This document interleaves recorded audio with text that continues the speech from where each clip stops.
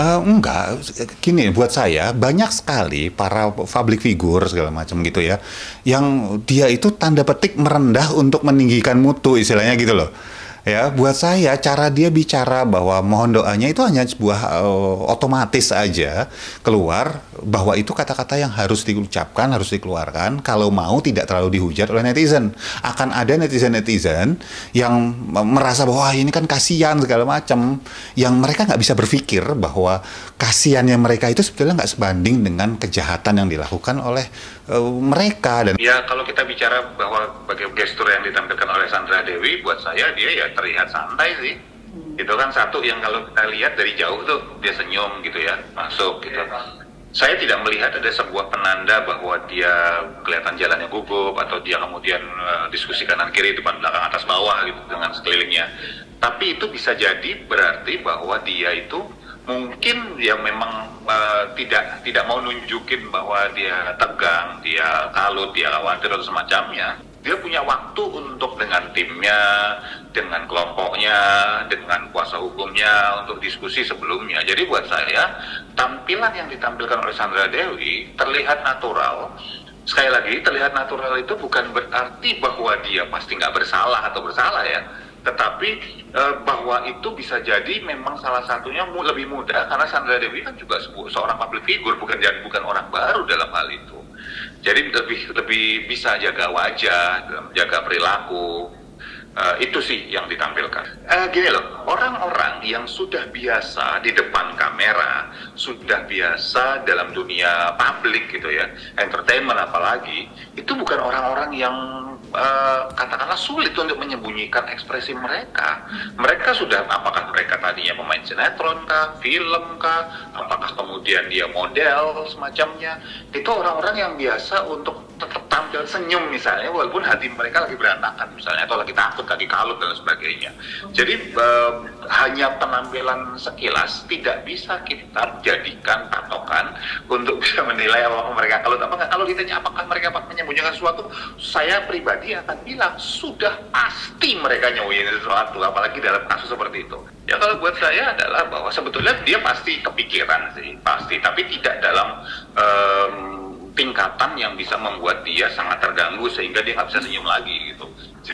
Jadi kalau saya pribadi, saya dengan berani akan bilang pasti kemungkinan besar Sandra Dewi sudah tahu sebetulnya apa yang dilakukan oleh Harvey gitu, mungkin juga mitra-mitranya gitu. Jadi tinggal bagaimana bukti data yang ada mengaitkan mereka, itu aja sih.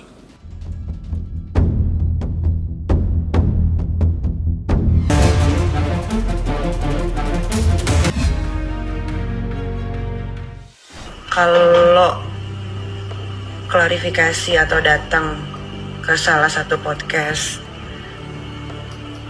dan di situ masih ngomongin kebohongan, untuk apa? Rohingya, untuk apa? Supaya bisa dapat simpati dari yang nonton. Netizen ini memang gampang dikecoh dari dulu. Ketika diomongin ini, oh iya ternyata anaknya baik. Tidak seperti itu. Kronologi sebetulnya adalah yang buat kabur itu anak dari sekolah UK yang mahal itu adalah si Kang Semir.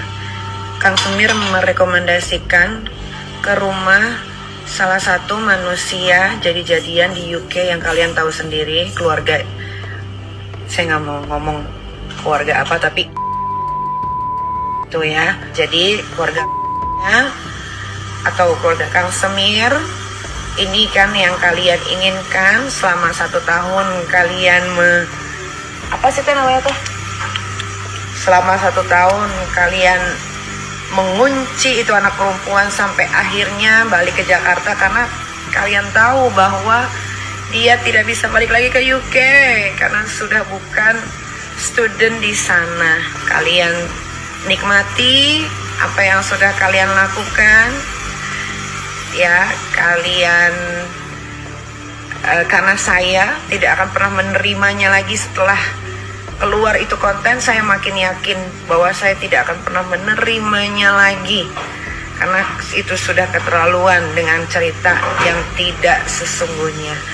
Kalau mau cerita itu ya harus yang benar, tidak boleh di karang-karang tuh tidak boleh. Ketika itu anak perempuan masih sekolah di UK, Kang Semir lah yang merekomendasikan keluarga Mas Supilami agar si anak perempuan tersebut kabur ke sana. Itu dari asrama, kabur ke sana itu sekitar 4 jam. Ya, kalian telaah lagi. Ya, bukan kejadian yang baru ini yang dia bilang kalau diterima lagi saya putusin, tidak akan diterima. Kejadiannya bukan untuk tahun ini, tapi dari tahun lalu. Ya, keluarga Kang Semir, mudah-mudahan kamu kamu dengar live IG saya ya, supaya sadar bahwa apa yang sudah kalian lakukan menghancurkan banyak orang, termasuk pendidikan dan masa depan dari si anak perempuan tersebut yang kalian kerjain dari UK sampai Indonesia. Jadi apapun yang sudah keluar itu yang kalian bela-belain, sok silakan. Tidak akan mengurangi rasa kecewa saya sedikit pun, bahkan saya tambah kecewa. Bahkan saya semakin yakin bahwa itu anak betul-betul sudah harus jauh. Kalau bisa radius 100 meter nggak boleh ada di sekitaran rumah ini.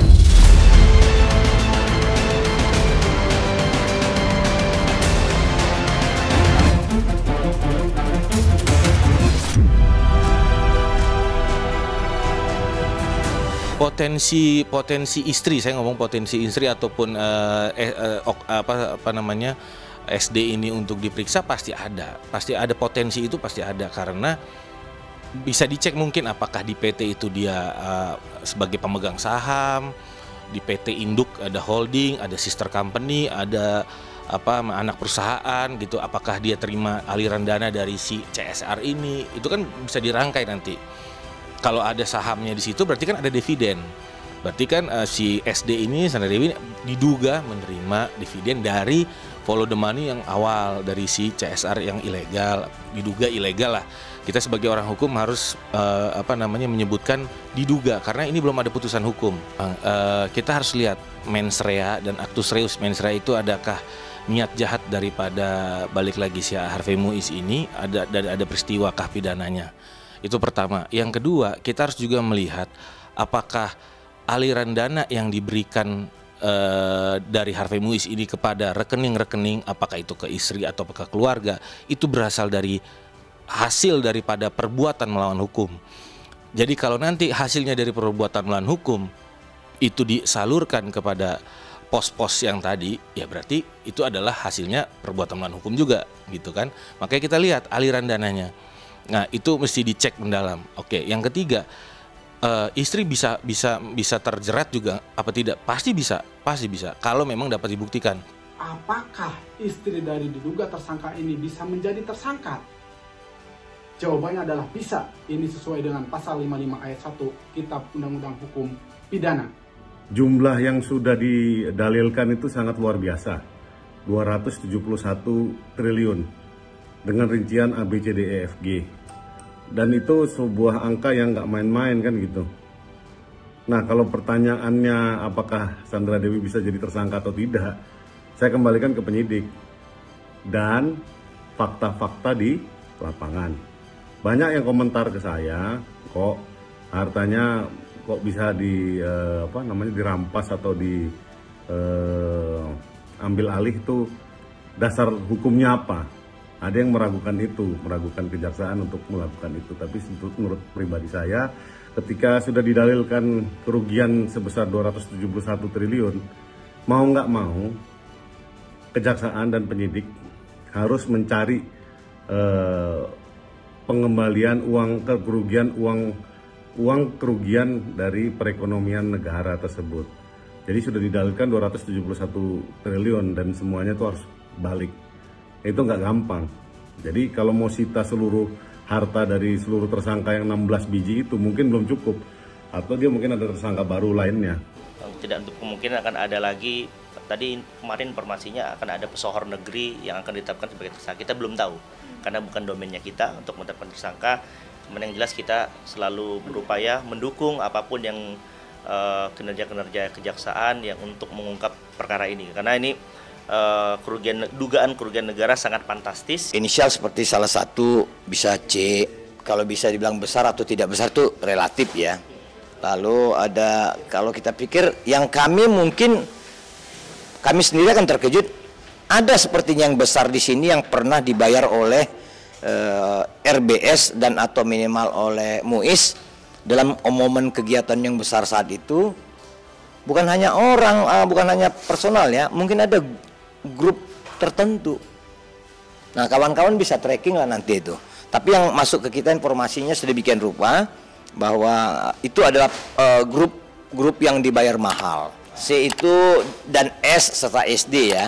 Nah, itu kecenderungan di arah situ. Semoga itu bisa dibuktikan dan kami yakin Kejaksaan Agung tidak rentan untuk berhenti.